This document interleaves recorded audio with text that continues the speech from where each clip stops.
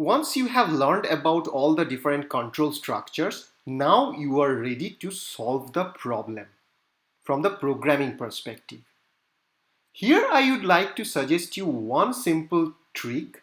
When you will try to develop the program, always follow this iteration or this cycle. First, take a pen and paper and solve the problem.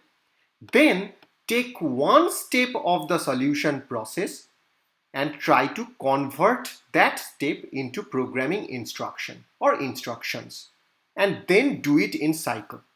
What does that mean?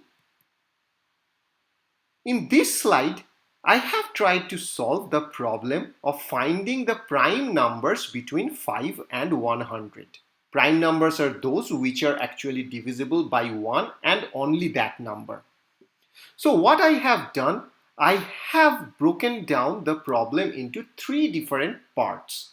The first step that I have written is iterate each number from 5 to 10, 5 to 100, one after another. Then once I have written this line, then write the code for this. So convert this to the code, and this is my code to iterate over each number from 5 to 100.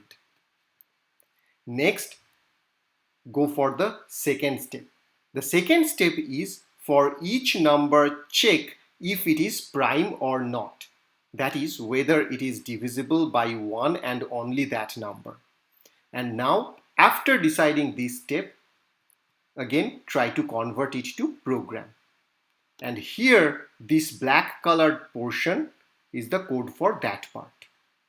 Once you have written this part, then go to the step 3, where I have written if this is prime number, print it. After this instruction, again go back to your code and convert this instruction to coding, this black line. Now, it may happen that while solving the problem, you thought like these steps are too broad to write down the program. So this is just an example. Feel free to break down this step 2 or any of these steps, step 1, step 2 or step 3, to any number of sub-steps until the solution process or each step of the solution process is clear to you. And then for all those sub-steps, write down the program. So this is the way you should approach for the program. Now, as a beginner of programming, this is a common mistake that whenever you will get some kind of problem, you directly jump to the programs, just like this. But do not do that. Rather, follow this cycle.